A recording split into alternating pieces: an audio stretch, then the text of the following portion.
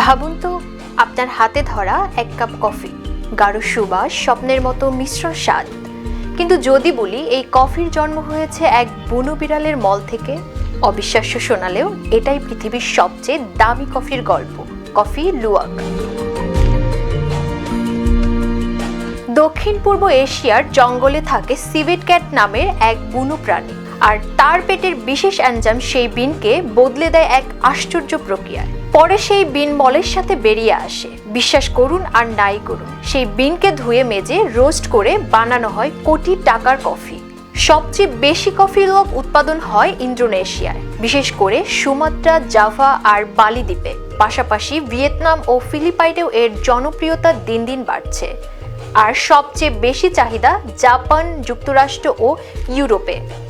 মানে দক্ষিণ পূর্ব এশিয়ার জঙ্গল থেকে শুরু হয়ে বিলাসবহুল পশ্চিমা ক্যাফের টেবিল পর্যন্ত কফি লুওয়াকের যাত্রা সত্যিই বৈচিত্র্যময়।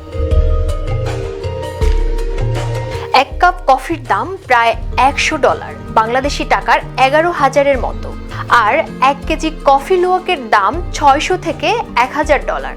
এক কাপ কফির মানেই যেন বিলাসিতা আর রহস্যের সম্মিলন। কিন্তু বিলাসিতার এই আলোয় লুকিয়ে আছে অন্ধকারও।